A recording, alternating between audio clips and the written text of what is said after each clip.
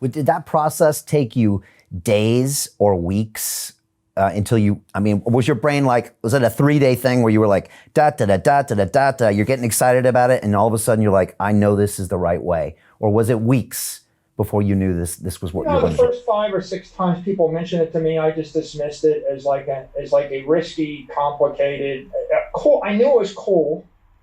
I knew it was a Yeah. cool thing, a decentralized network. I knew other people were passionate about it. I didn't have the problem. You kept tugging on my coat, but I didn't have the problem. I'm like, go away. I'm making a lot of money on my Amazon stock. I'm making a lot of money on Apple. I have a problem in my business. Before, if you had asked me, do you want to meet via Zoom in February of 2020? I was like, what is Zoom? If you said, can I work from home? No, you're fired. What about remote work? No. You come into the office, we meet face to face. If you'd asked me the same question in April, I would have said, well, of course we use Zoom. We're standardized on it. We all work remote. We went from 10 million people on Zoom to 400 million people on Zoom in 4 weeks or something. The world accelerated its digital transformation of sales, of marketing, etc.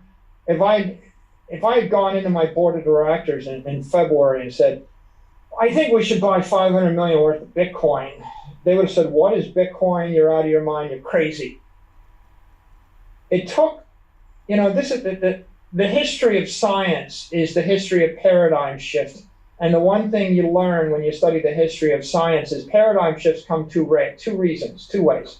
Either the old guard dies, everybody dies, and the new generation picks up the thing, or there's a war, and you're going to die if you don't actually learn a new thing. And so in the midst of a life or death war situation, then people have their minds open up and they embrace a new idea, right? That's the history, that I could go through 5,000 years of history. I could tell you people that had paradigm shifts driven by war or driven by the death of the old guard. We had a war on COVID, and we had a war on currency. The war on COVID locked down the entire world, and the currency war, the response of the policymakers was literally to declare war on the currency. The US currency has been devalued by, depending upon your metric, 20 to 35% in the last 12 months.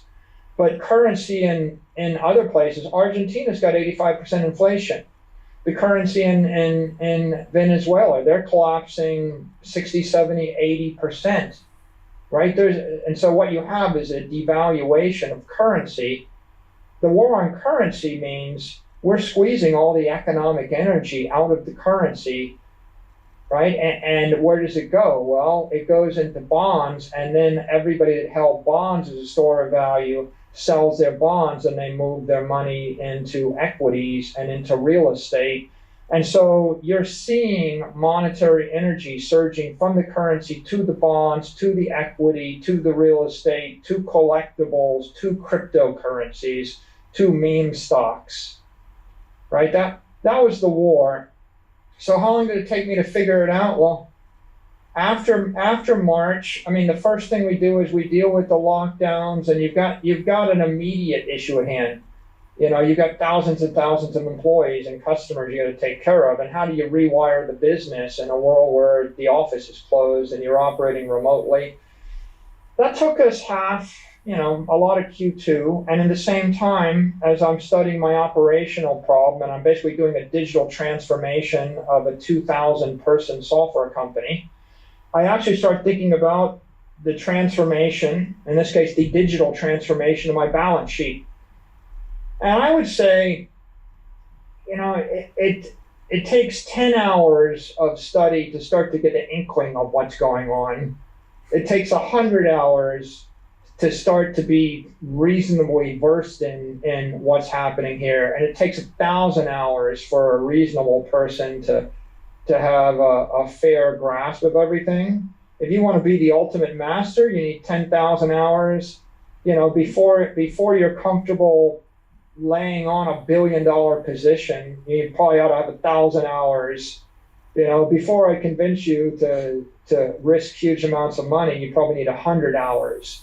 And before you can ask me an intelligent question, you need 10 hours. So that's the path that we went down.